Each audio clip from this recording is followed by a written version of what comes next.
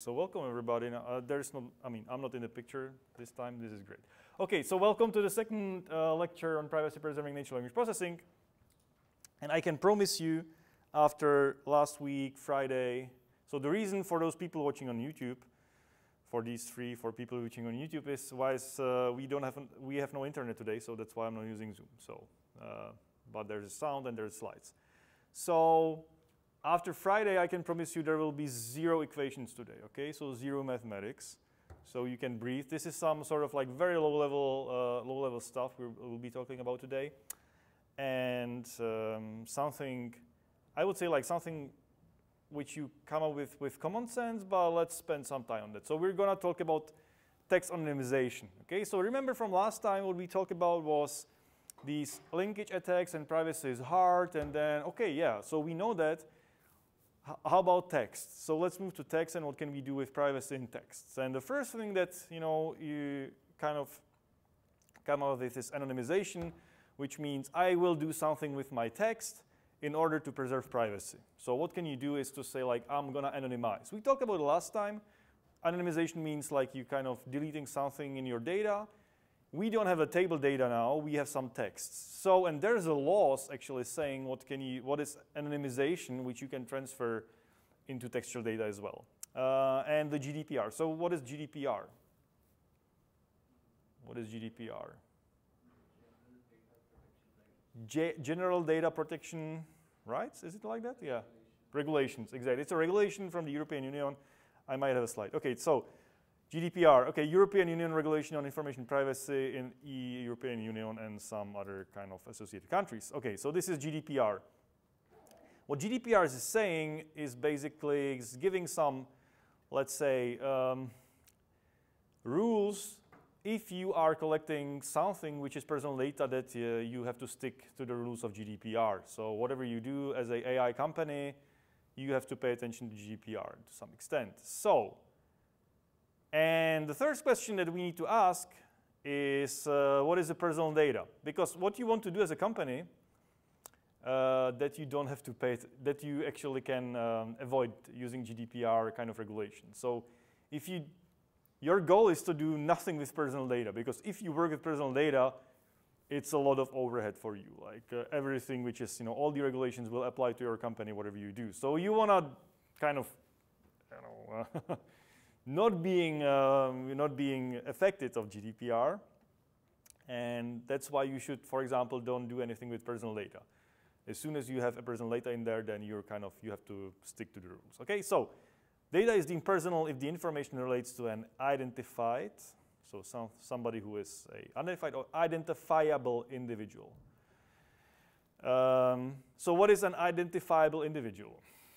That's a good question. So this is legalese. Legalese means law language, which is somehow very kind of ambiguous, and it's up to lawyers and the court to decide what is the actual identifiable individual in every case.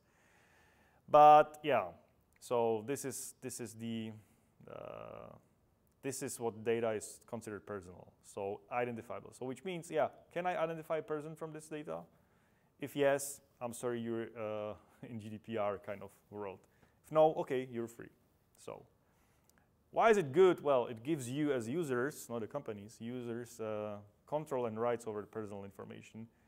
And it's also like simplifying the regulations for international business, okay, whatever. But that's about like your control. So you can let your data be deleted, for example, or stuff like that, which is great. So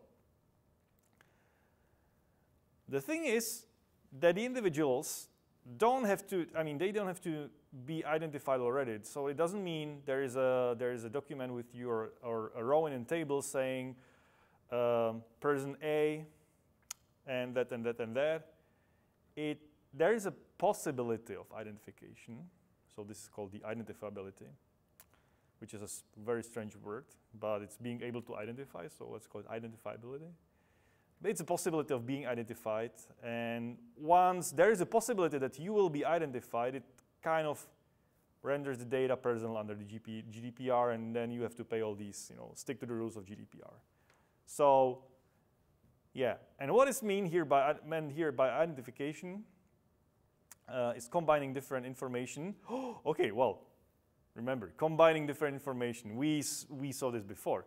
Combining different information that by themselves would not have traced back to the person, but in combination they do so. So do you remember what was the name for that last week? How we call this sort of attack? Linkage attacks, exactly. It was linkage attacks. This is linkage attacks basically, in other words. So if you are able to do linkage attacks on the data somehow, one of those tables or data sets or whatever is deemed personal because you have the chance to identify. And that's where, that's why it's hard. Because how do you know that your data are kind of prone to some identification by linkage attacks? How do you know? So what is it? How do you make this impossible? And this is we will have a couple of use cases today. And the answer, there is no definite answer, I guess, to this, to this case. I mean, it's really like case on the case basis. But as we will see, I mean, this is saying, yeah, if you can linkage the data, then you're bad. But maybe that's not the end of the story. So maybe there's something else. Because I'm citing here from the book by Voigt and Boucher, von den Boucher, which is publicly available. So if you're a company running something with personal data, you can get a PDF of the book for free, and there's some tips and tricks. But it's very legally written, so it's kind of I would say boring, but if you're a lawyer, you will enjoy the book more than if you're not a lawyer. So let's put it like that. Anyway, and what they're saying is that in October 2016, the European Court, ECJ, European Court of Justice, ruled that the risk of identification appears insignificant in reality. So the risk that somebody will find you out in the data is insignificant if it requires a disproportionate effort. So somebody has to really try hard to do these linkage attacks, for example, in terms of time, costs, and manpower, the aforementioned being relative criteria. So this is very horrible, like legal sentence, because they're saying, yeah, if it's hard, then maybe that's fine. But how hard? Yeah, it depends. But they give us, I mean, at least there is some sort of restriction. So it's not absolute kind of rule. If the chance of being re-identified through linkage attacks or whatever is low, which means that somebody would really have to try hard to get the data out of that, then maybe you're out, maybe you're good. But there's no quantification of anything. So it's really hard, you have to kind of use your common sense or lawyers, whatever you do, which means maybe some sort of anonymization is okay because reconstructing the persons from anonymized data is hard, requires manpower and stuff like that. So this is good. That gives us hope because, as we will see later, anonymization is really hard and maybe impossible. So there's nothing like for free. So privacy is not for free. It's impossible. Like complete privacy is impossible. So this is somehow also legally saying, yeah, that's fine. Hence, a person can be considered as identifiable if the missing information that would allow identification is easily accessible. If, for instance, because it's published on the internet or in a commercial information service. Okay, so for example, and I'm just thinking loud now, but for example, if somebody replaces your name, for example, in the data by your email address, well, that's stupid. Let's say you have a immatriculation number. So if somebody replaces the immatriculation number, yeah, that's maybe not a good idea because immatriculation number is maybe easy to get. Like not publicly, but if I work at a university, I'll get it easily. So maybe that's a bad idea. But it's a really bad example. I don't have a good example, actually, to be honest. But anyway, any questions? Make sense? Yeah. You were saying? Okay, cool. Yeah. So, okay, so what is anonymization then? Well, no surprises here. A way of modification of personal data with the result that there remains no connection of data with an individual. Okay, yeah, sure, I'm going to delete your name or whatever. So anonymous data is personal data that was rendered anonymous in such a manner that the person is no longer identifiable. So yeah, so this is repeating the same thing over and over. I will try to kind of remove as much as possible about you. So finding you back will be harder.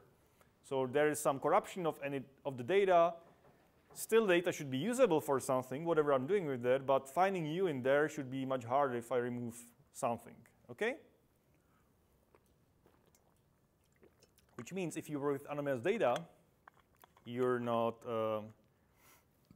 under the jurisdiction of GDPR, so to say, or you don't have to kind of do all these things that you would have to do if you work with personal data. So this is great.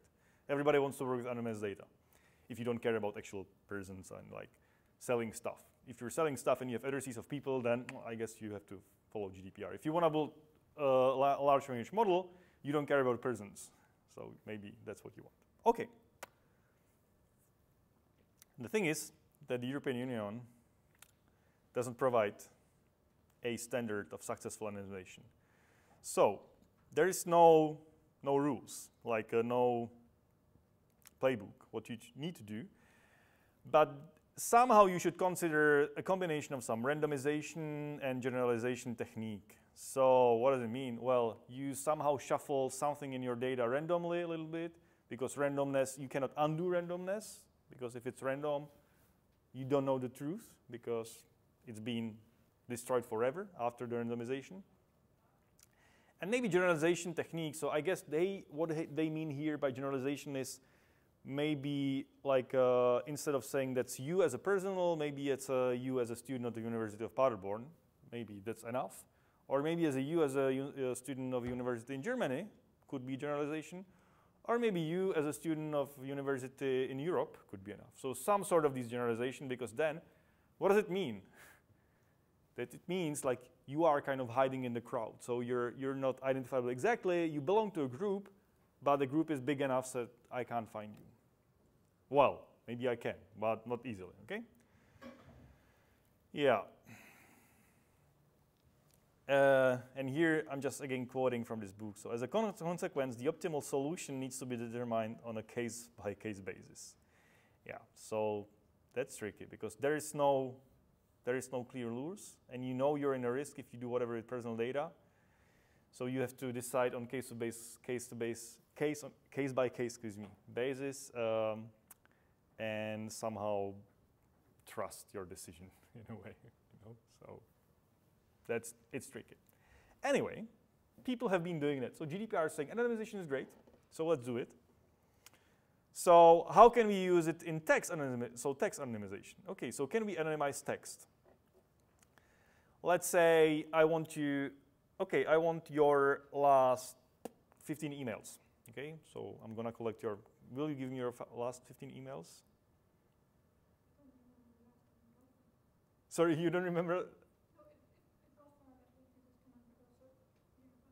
Yeah, so if I ask you for last 15 emails, well, you say, like, yeah, maybe I should somehow anonymize them to some extent. So what are you gonna do?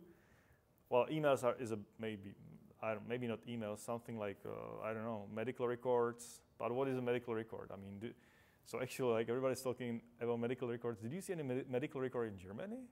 What is like a medical record? So what is a medical record? I'm not sure, but I got like my blood work done, for example. Okay, interesting. And then I have, of course, my name and all the values on it. Yeah, but it's more like structured data. So it's like saying like values of this and values of that. So there's some like text. I mean, it's a text, but it's more like a structured text, sort of. And there's your name. Yeah, okay, so yeah, that's interesting. I think it could be like sort of like examination thing if you do some like blood test or something else like maybe I don't remember anyone like any example I had, but maybe medical records there you need to cancel something. What else could be like a text where you have private information in there, except for emails or messages from WhatsApp? I mean, will you give me your 50 messages from WhatsApp? No, nobody will. Okay, so, or maybe, I mean, we had this example last time. So like court cases. So in court cases, you want to anonymize court cases.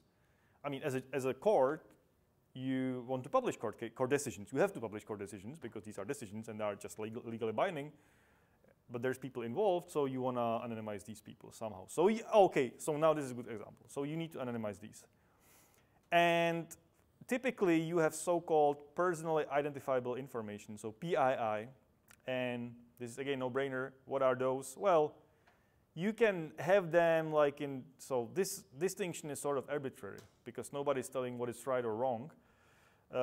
So people typically distinguish into directly and indirectly PII. So the directly is like really the name, passport, it's wrong, passport number, phone number, social media, ID, maybe, yeah, okay. So something which like really points to you as a person.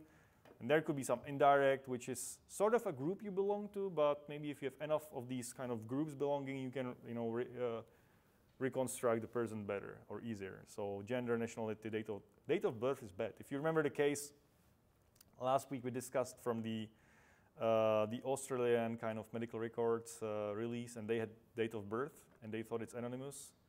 Yeah, it wasn't like it didn't really help. So maybe you want to just get rid of that. Okay.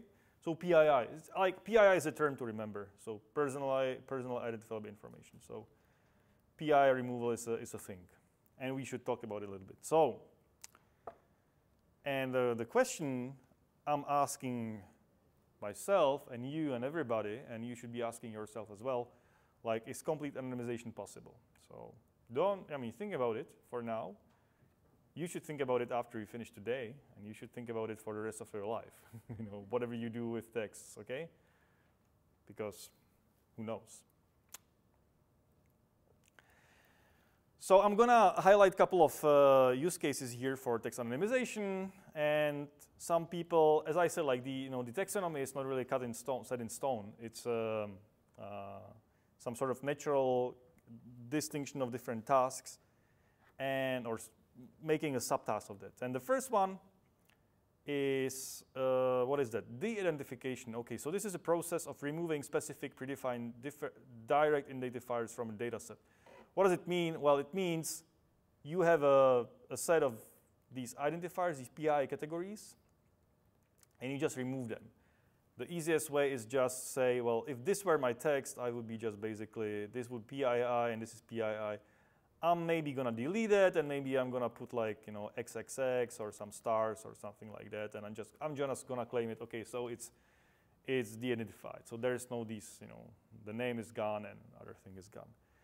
And pseudonymization, and we talked about it already last week, is that we replace those direct identifiers with some pseudonyms and coded values, and we have the mapping of that. So pseudonymization might be helpful in some cases. I guess what you typically do is in NLP is we focus on these de-identification, which means not only finding those specific PIIs, but maybe replacing them with something which could make sense, but it's fake. So basically replacing the data with maybe other names. You know, instead of John Doe, there could be, well, John Doe is already, so okay, Maria Müller, and we should change it to John Doe, or a name, person one, or something like that. So it still makes sense in the text, and we can use it for something else, but the person is kind of hidden. Okay, any questions? Good. I mean, as I said, this is really like no surprises today, okay? But just to highlight a couple of things. Cool. So typically we model this the identification as a sequence labeling task. So for similar to name entity recognition, okay, NER. Okay, so who doesn't know what is sequence labeling task? Everybody knows what is sequence labeling? No? Okay, so you have a sequence of tokens. So what is a token? Token is, no. Sometimes a token is a word. So this would be like one token, second token, and so on. But sometimes it could be like subword units. So you split a word into 2 tokens maybe, okay? So I highly recommend to watch lecture number maybe 2 or 3, NLP with deep learning last year. We talk about tokens and words, okay? So we absolutely, or just look up the slides. So you should know what token is. And sequence labeling task means that if we have a sequence of tokens, we're gonna assign each of them some category. For example, okay, what is part of speech? Any idea, what is part of speech? Yes. Yes, exactly. Part of speech is like if a word is a verb or noun or adjective or adverb. So, which means, for example, here, 2 subtasks of anonymization. So these would have, each word would have a part of speech. There is no verb, but there are some nouns. And you would basically say each word has its own tag. So it's called also tagging, okay? So sequence labeling or sequence tagging. And what you do is that you assign the label, you kind of train a model to predict for each of these tokens a label. So you're labeling each token in a sentence. So here we would say de-identification would be noun, generally it's an adverb, modeled is a verb, past tense, and so on, so on, so on, so on, okay? So name entity recognition means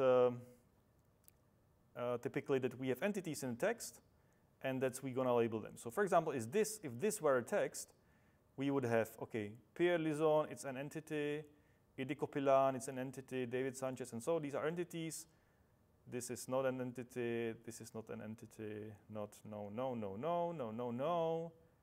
And it depends to us what we kind of define as entities. Could be names, typically it's persons, organizations. So here we would have these associations for computational linguistics would be one entity, for example. Okay, so we could kind of label this. So it's called in NER. How to do it exactly, which models, again, I'm referring to the previous course. So if you're not familiar with these terms, I really recommend to like pick it up and just to know what we're talking about. Just at least read the slides and you know what we're talking about.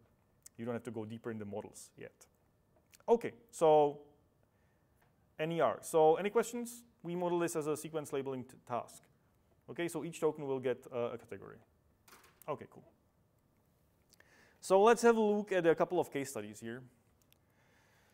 And so I just skimmed through a couple of papers, and I also I'm relying also on some cool works from the seminar on privacy preserving NLP last semester, and I took some inspiration in there.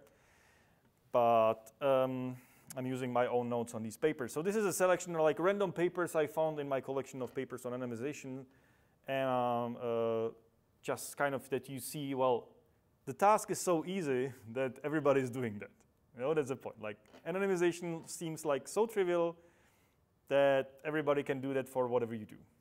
So for example, here this paper from 2021 by Jensen, Zhang, and Barbara Planck is detecting privacy-related entities in job posts on Stack Overflow. So yeah, job posting, okay, on Stack Overflow. And the idea is that the intention of this anonymization would that you cannot identify sorry. Arion, what you looking for? Which room number?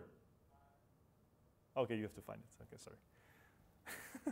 So that you cannot identify which company posted a job. So, and maybe the name of the employees who posted this job. Okay, and their contact information. Okay, that makes a lot of sense. Yeah. So you don't want to, reveal the information. The question is like, what to do with that? I mean, if you anonymize the job posts and there's no data in there, well, maybe for some language model training, maybe. So you want to just, you want this data to be collected, but there shouldn't be any private information. So they created 22,000 sentences annotated with person names. So what is annotated? So what is annotation? What are we talking? Like people who had no background in NLP. What is annotation? Not really? Any idea? What does it mean, like annotated data? What do you think? Any idea? Annotated label to the data. Yes. So what does it mean? I had a CA lecture, computational implementation, where we got the annotated data like BIO. Okay. Yeah. Yeah. So who did that? Who did the annotation?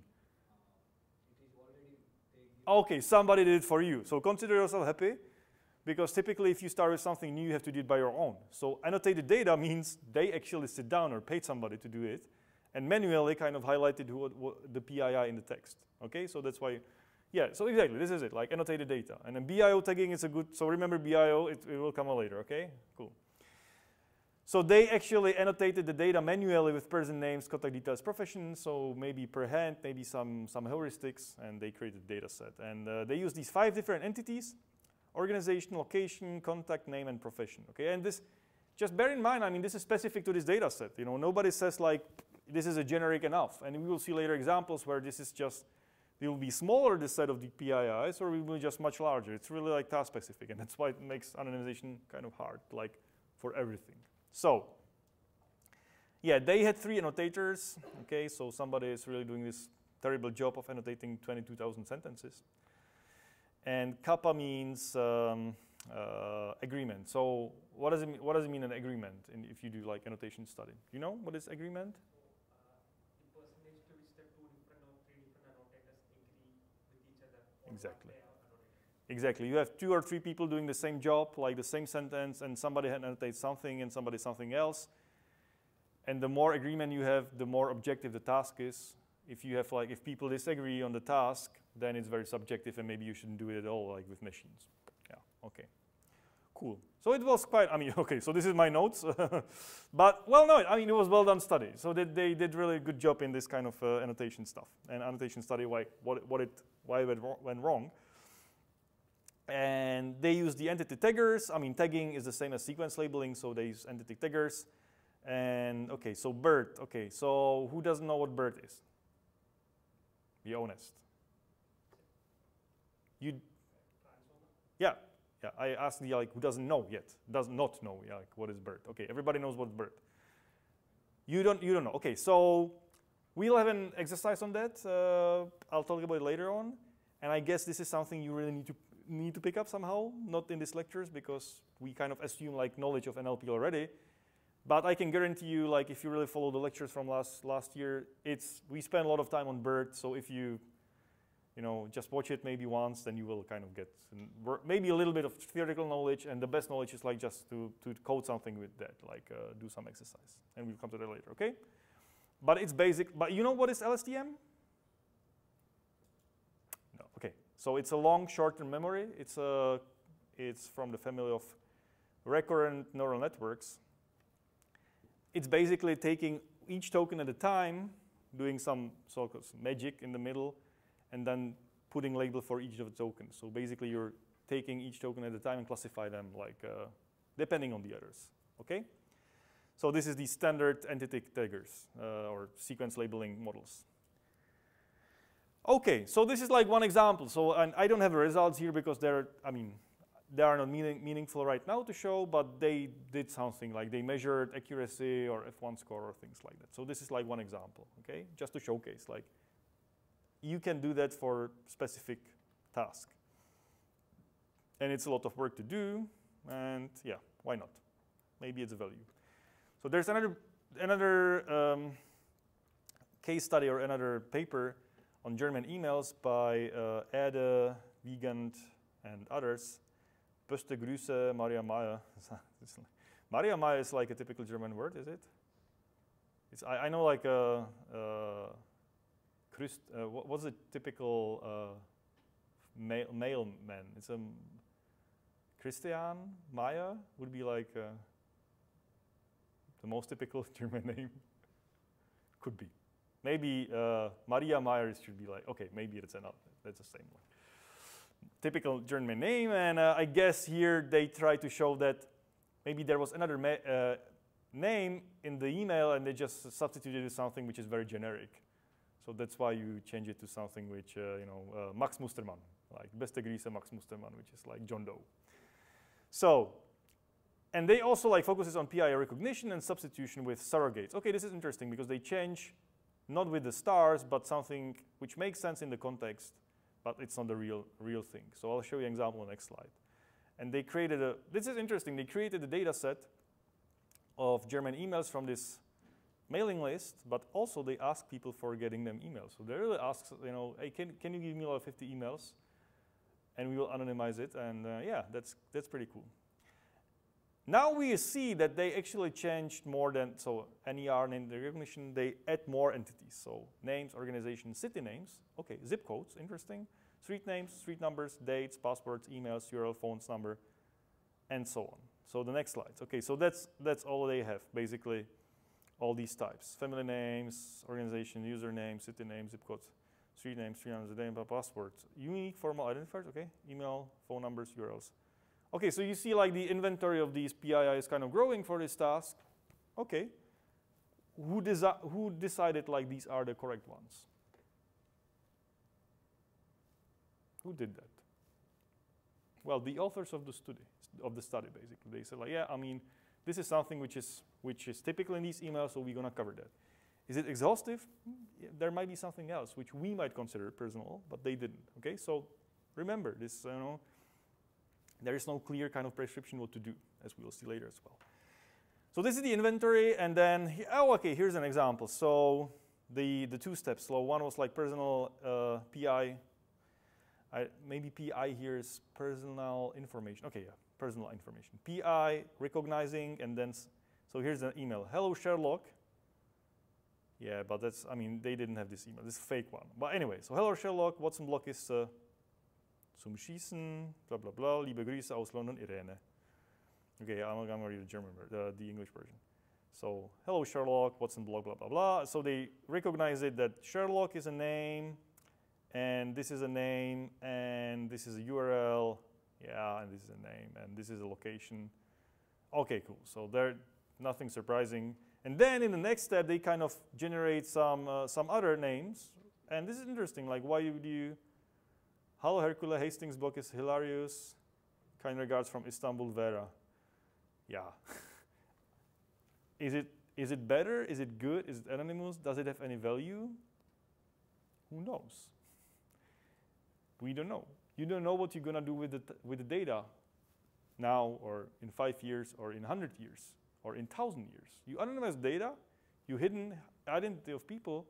What is a so-called like downstream task? If I say downstream task,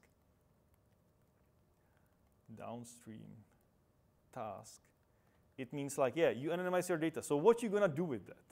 Does it have any utility? Is it any good, like for whatever you're gonna do later? I don't know. Who knows? Because they focus maybe on just the anonymization. No, well, they actually use it for something down the road, I'm pretty sure, but I don't have it here. So what was it, experiment? No, actually maybe they just detected the PIIs. Okay, so this is how to, okay, now we're coming, your 15 seconds of fame. So BIO tagging. So if you did it before, I mean, I have this explained here, so, but at least you know what's going on. So what did you do with BIO tagging, like in argumentation? I was just curious.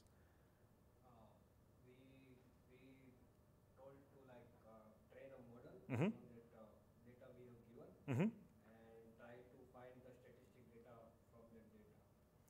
And what was the tag set? So BIO is just, like you say, it's a beginning of entity inside or outside. So, but it doesn't tell which entity is that. So what does it exactly mean? Like if you say BIO and you say BIO for personal information, so what does it mean? You have your kind of tag set, which means a set of classes into which token will be classified will be like that. So if you have a person, in your tag set will be B per PER, for example. So it's beginning of the person's first token of a personal name. So for example, if I would kind of classify that, this would be B per. And then I have inside person, which means the tag continues. So this would be like, so this would be B PER, and this would be IPER, because these two together will give me one entity here, okay? And the rest, for example, I don't know, they are all like outside of any entities. So this is BIO tagging, and I think you do the very same thing, but you might have a different tag set because you are doing computational argumentation, so there's claims, premise, and blah, blah, blah.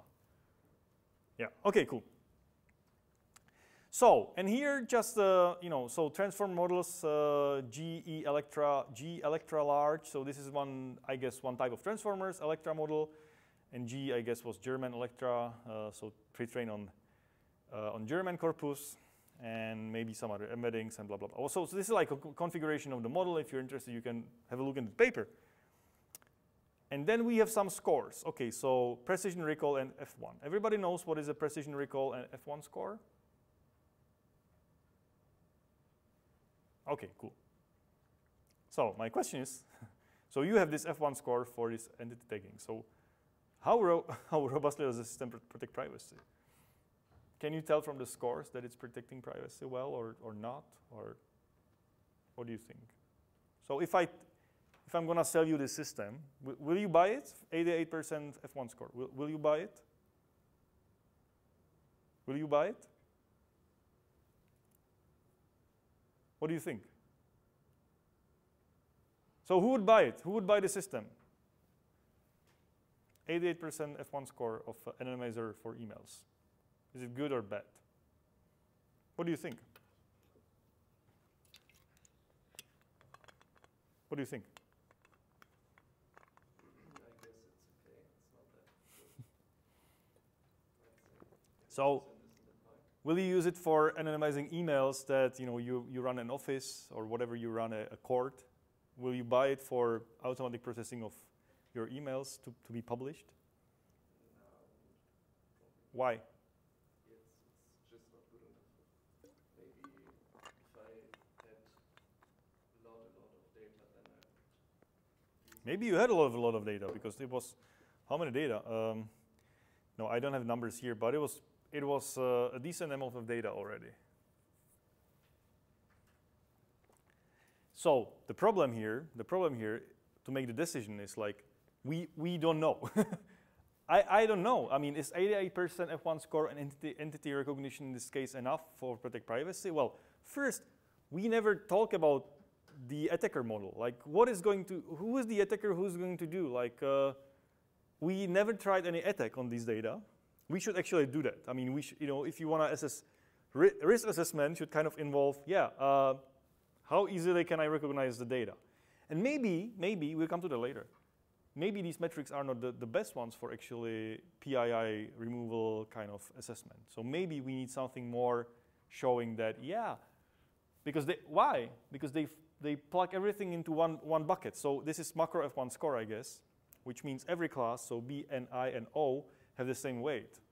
Maybe you just care about recall of entities and not precision, or just you don't care about O's.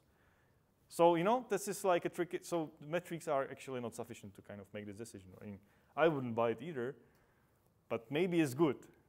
That's what you don't know. I mean, you have to kind of that's a hard question. And I don't think this metric is telling that much. Maybe some attack on the data set or use the model on some other data and to attack it would be better. Anyway, but pretty cool study. So, another one, the MAPA project, they took it actually much, one level deeper or 2 levels deeper, because they not only say like, oh yeah, we have a person and time and location, organization, and amount of vehicle.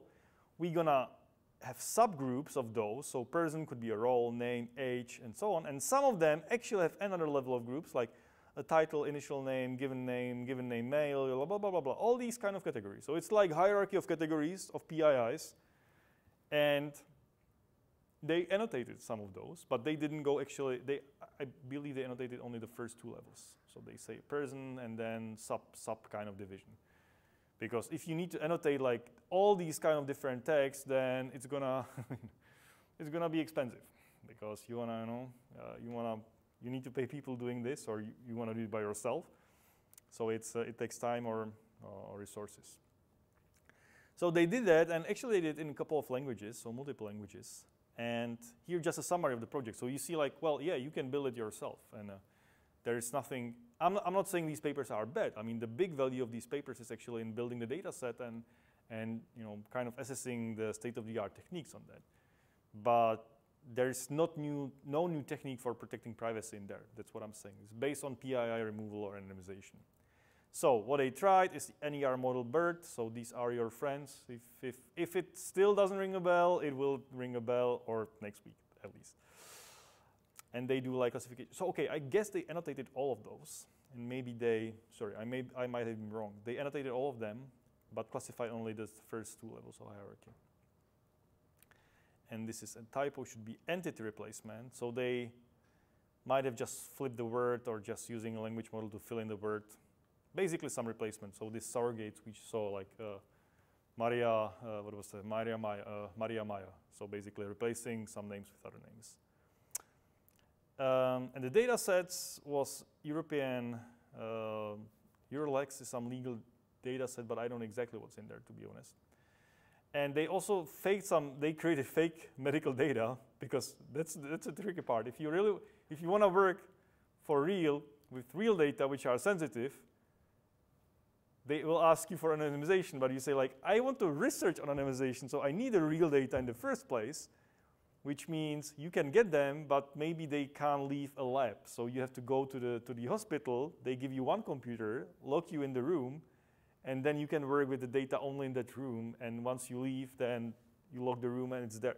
True story. I mean, I talked to a researcher from a lab in Germany, and she said like she had to do it like this. Working on medical data, there was one computer at the hospital. She had to go there, do the work, leave, and that's it. And the same with Dan Jurevsky is a professor in Stanford, and they had a cooperation with some police department in Seattle, basically transcribing or analyzing what you record on the police camera. So they had like police cameras, and they were interested in a couple of things like racism or vulgarism, and they wanted to analyze data. And they say like they had to go every time to the police department, and the same thing, like they locked them in the room with computers, they worked with the data and left, and nobody could touch it. So if you want to do something with medical data and publish the data, they created fake ones here. So like basically made up the data and then replace something with he and she and the patient with fake names to create something which resembles the real data. So hopefully this will resemble the real data, that it's usable for anything you do with that. Who knows? And some legal judgment in Spanish, and then machine translated the data in a couple of these languages. So it's a cool project. I guess the models, do we have some results here? No. The data is publicly available, and I guess even the models are somehow, it used to be publicly available a couple of months back, but now maybe not anymore. So you might want to check that if you need a model for PI removal. And is it the last one? LLM? I guess this is almost the last case study. So this paper by Yermilov and Raheja and Chernodub, they actually took the data set from the previous one, the Adler et al., the Beste Grüße Maria Maya, and they actually tried more models. So NER was the standard using some spaCy, and then seek-to-seek, and LLM with zero shot. Okay, so this might be new for those not yet NLP folks. So what is seek-to-seek? Sequence-to-sequence. So everybody knows what is sequence-to-sequence models? Who doesn't know what is sequence-to-sequence model? Okay, so sequence-to-sequence model is that we talk about this recurrent neural networks where you take a token one at a time. So these are vectors, okay? Plain little boxes, and you plug them into your network, and the network is somehow connected together from left to right, maybe just the easiest one. So this is like a simple recurrent neural network. And then what you're gonna do is that at each step, you kind of generate a new token, token 1, and there is another state. And then you generate token 2, and this also comes back. And then maybe you generate token 3, and then you say, well, I stop here. So basically, you're generating a sequence of tokens based on some sequence of input tokens, but the size might be different or not. Okay, so it's different from sequence tagging, where you just say, yeah, the output will be exactly the same number of tokens I have in, because each token will be labeled with something, but here you kind of have freedom to generate text.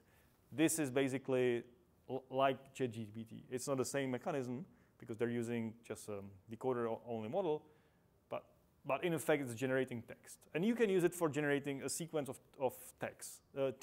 Text means like BIO text. So that's possible. So they tested that. Okay, makes sense now? Okay, cool. And also the most powerful things we have up to date, so large language models with zero shot. So what is zero shot? I guess what they mean here is basically prompting. So you show like ChatGPT, and you just say GPT, oh, ChatGPT, here's my few examples. Or maybe no examples, like ChatGPT just anonymize me the data, and maybe that was the task. So like they try these different ones. but focused only on 3 entities. So, just compare this text set with the other ones. Like the MAPA project, huge inventory. This one, 3 entities. So, and they use, okay, GPT-3 and ChatGPT. Okay, yeah, well, what a surprise, of course. Whatever you do nowadays, you try ChatGPT. But then they actually use a downstream task. This is interesting. Because they anonymized the data, and they created the pseudonymous data, and then tried 2 tasks. One of them was summarization. So what is a summarization? You have an article, so this is like a CNN and Daily Mail. This is a standard data set for summarization. So if you do whatever in summarization, you have to test it on CNN Daily Mail data set. And you have a long article, and you want to summarize it into like a short, 1 paragraph summary. So, and they did it with the anonymized data, pseudonymized data. And also, okay, IMDb. So what is IMDb? Well, we know what's IMDb because we talked about last week. IMDb also is a data set in NLP for sentiment analysis, sentiment classification. It's sort of a standard data set, so 50,000 items, 25,000 negative, 25,000 positives, and 50,000 unlabeled, and everybody knows that this is the data set for NLP. If you do whatever some classification, you should try it on IMDb. They did. And there's interesting findings, like, okay, blue score. Does it ring a bell? Everybody knows what is blue score? So blue score is a metric for evaluating text generation and summarization. So blue score. One of the standard ones, like the most basic ones. So which means the higher the better and the lower the worse. And on summarization, they kind of observed that if you do it on the anonymized data, it's actually worse than if you do it on the non-anonymized data. And you might be asking, like, why? Yeah, maybe because in the original kind of summarizations, there were the names present. I mean, if you have an article about, I don't know, what could be in the data set? George Bush, because it's all data sets. So there's a George Bush visited Israel, something like that. A long story, you compress it to summarize, and there still be something about George Bush visited Israel to discuss the peace negotiation in the East, whatever. Yeah, if you replace John Bush with something else, then the summary is wrong. It won't be matching like gold standard data. So it's kind of to be expected. Yeah. On sentiment, it didn't hurt the performance. Why is that so? Why do you think that if you replace entities, PIIs and sentiment in the text of like movie reviews and do sentiment classification on that, there will be little impact? Why do you think so? Any idea? Why do you think so?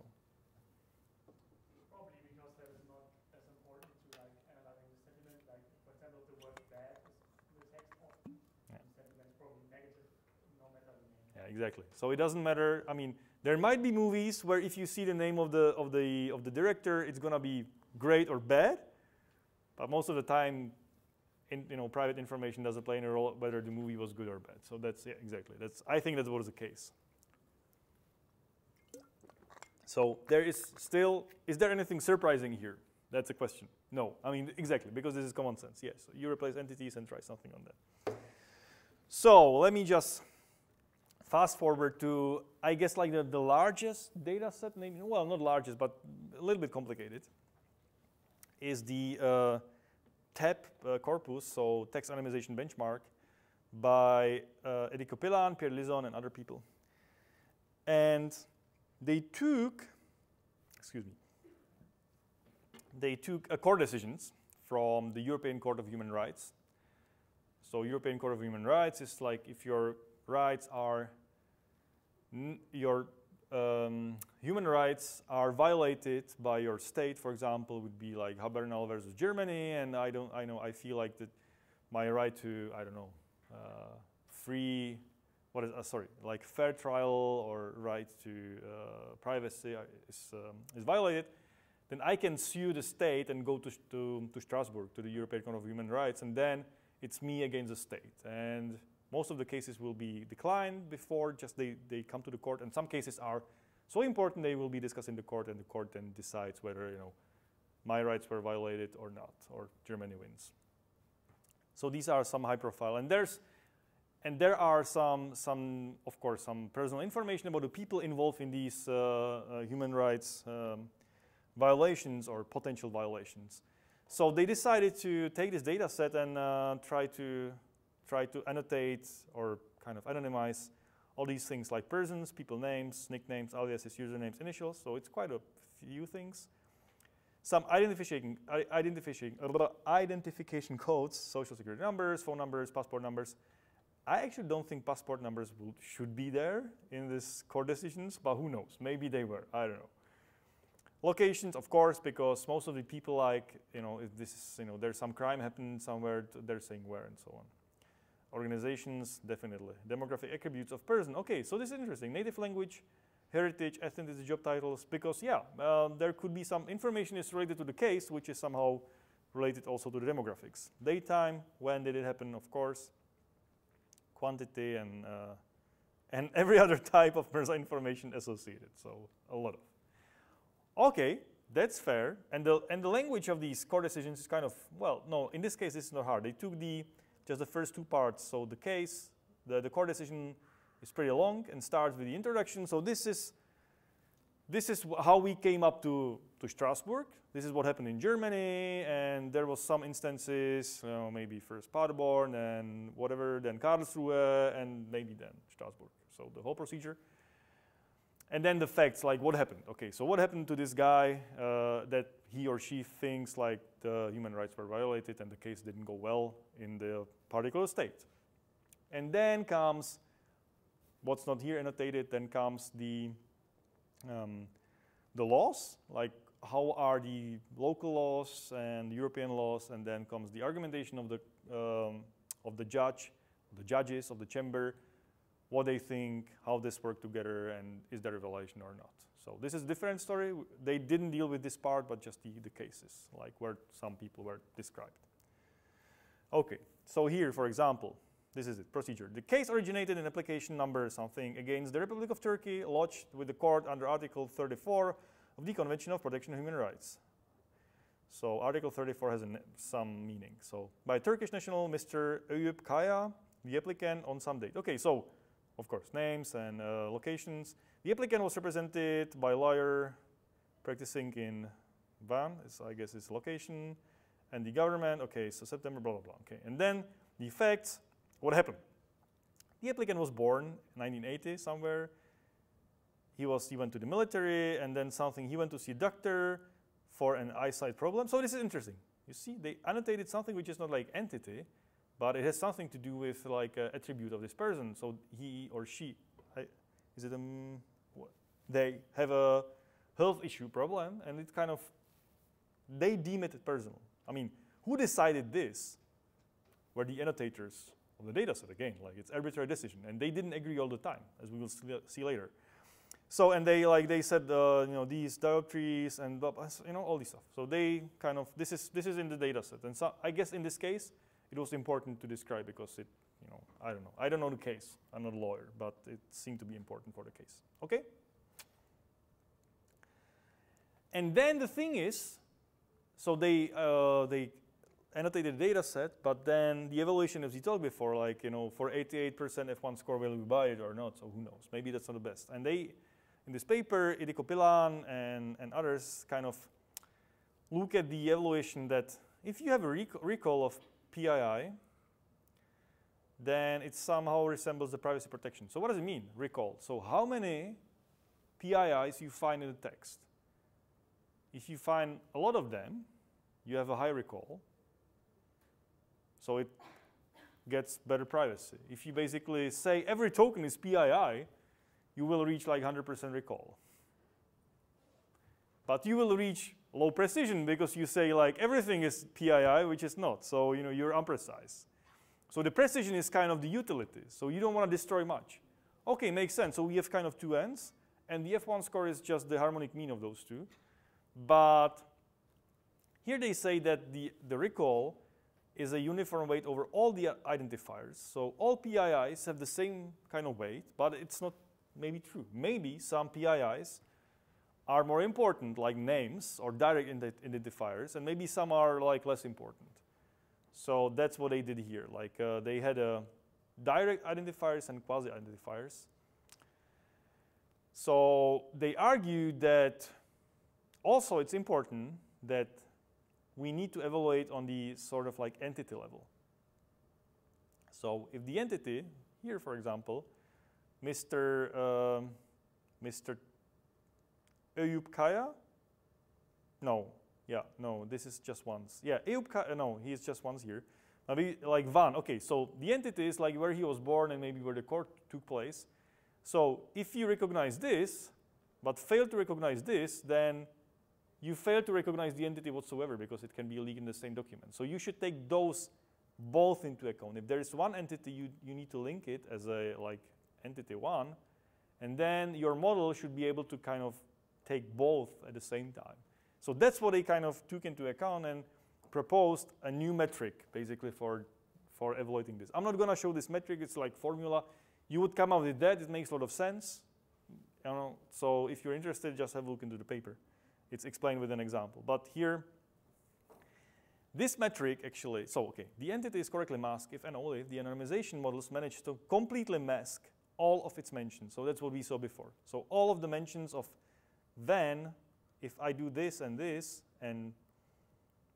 replace it, then good. Entity is kind of checked. And they have it separately for direct IDs, so identifiers, person names, case numbers, and the quasi-identifiers like date, location, and stuff like that. So they kind of arbitrarily distinguish something which is more private and less private. Anyway, in this metric, they took into account also the two annotators. So you see, these two annotators did the same job, and sometimes they agreed completely. But sometimes one of those say, oh, Kingdom of Sweden, it's not an identifier at all. And the other say, yeah, well, listen, Kingdom of Sweden is they were independent, right? I mean, annotators are always independent. They don't know about each other. So, and they say, yeah, this is a subjective task, so who is right, who is wrong? So they took both of them into account while evaluating. So there might be some little bit subjectivity, and the subjectivity is taken into the evaluation. Okay, so this is like, for this metric to be useful for what you do, you need to have at least two annotators for these entities. Maybe one, but then kind of it makes little sense because of the subjective, whatever. So it's in there. And here they're showing the performance of two models. One is long-former they train, and one is Presidio. I'll show Presidio later on. So it's it's from Microsoft pre-trained model out of box. And so they use this kind of example for showing the metric. So as I said, if you're interested in details, just go there. But high level, there is some subjectivity in there, and it's on entity level. So if there's entity mentioned a couple of times, you have to find it on all the places. Okay? Any questions? Good. We're on time. That's great. I mean, it's going to be a little bit shorter today because there is not much things to talk about in anonymization, but I believe it's still important to know about anonymization because then you know what's, the risks. So this is it. Presidio. Okay, Microsoft Presidio. You can run it. So this is the thing I got after I put it into Presidio, and it's like it should be anonymized. So Presidio is one of the like state-of-the-art anonymizers on the internet. So hello, my name is person, okay, and I live in. So I have no idea who this person is or where they live. My credit card number is credit card, okay, and my crypto wallet ID is okay. Yeah, I still have no idea. Anything secret is there. Something is a beautiful city and something. Okay. I mean, so I took this from the example and I just wrote something afterwards. Okay, and then we also visited something, the city of love. So what did we visit? Yeah, so the question is, I mean, can you find out what is this? Not really. I have no idea. It could be anything. What could be this? Paris, okay. Any other idea? What could be a city of love? Florence. Why not? Yeah, it's a cool place. Is it the city of love? I don't know. I mean, maybe. It's kind of nice city, picturesque city, and they have great wine and great cheese. Okay, so I'm with you. So we have either Paris or Florence, okay? And then, by the way, my email password is secret. So what was the passport? I mean, yeah, so Presidio failed here. Cool. So what was the input? Congratulations. I'm sorry for Florence. So it was Paris, City of Love. Yeah, you see, I mean, it failed here. Because why? Because of the context. Because you can link it with something which is actually like next to the word, and everybody knows that. It actually failed. My email password is secret. I mean, what? If you say like my email password is something, it should kind of know that you're talking about email password or any password whatsoever, because it recognizes like crypto wallet ID. Like, sure, who cares? I mean, is it secret? Like, is crypto wallet ID secret or is it public? I don't know. I'm not a Bitcoin guy. So is it something you can publish? Public is on the blockchain, yeah. So this is okay, but this is bad. Okay, so you see? Yeah. Prague is a beautiful city in Europe. Yeah, why not? Okay. And of course your name, and I live in Maine. Okay, yeah. Credit card number, whatever. Sure. So you see, yeah, not perfect, not fitting all cases, who knows. So this is automatic kind of thing of anonymization. And of course you can do it manually. And you can be like this court. Okay, so this is a court. This is thanks to the person who was this last week and kind of talked to me after a lecture and say like, I have an example of cool failure of anonymization which is done per hand by a court. So this is a German court decision. If you don't read German, there was a, so it was dismissed and somebody sued a school for something. I didn't read the whole thing. Okay, but one of the parties was a student, Fernstudent, so one means like a distant student, im Studiengang Bachelor of Laws, okay, and blah, blah, blah, und Vorlage. So the idea is like you don't know who these parties are, like who's the student and who's the institution, okay, so you shouldn't do that. So, blah, blah, blah, Prüfungsleistung, Studium zur Anrechnungspräpetikum, Modul, okay, Lektor seine Bescheinigung der Rheinischen Friedrich-Wilhelm-Universität C. Okay, so they changed the name of the university to C. Blah, blah, blah, IBE-Teilnahme, blah, blah, blah, blah, blah, blah, module number, module number. Okay, so what was the university? What is C? I mean, the first thing you can start looking for the module numbers. Because in Paderborn, module numbers look a little bit differently. This is L dot something, something, something. So maybe the module numbers. And maybe if you, I did that. I mean, Rheinisch Friedrich Wilhelm Universität something. How many is there? How many universities have the title Rheinisch Friedrich Wilhelm Universität? So what is this university? I mean, Google it. Google Rheinisch Friedrich Wilhelm Universität. Google it. Give it a second, okay? And then raise your hand if you're done. If you know what's the name of the university. What is C?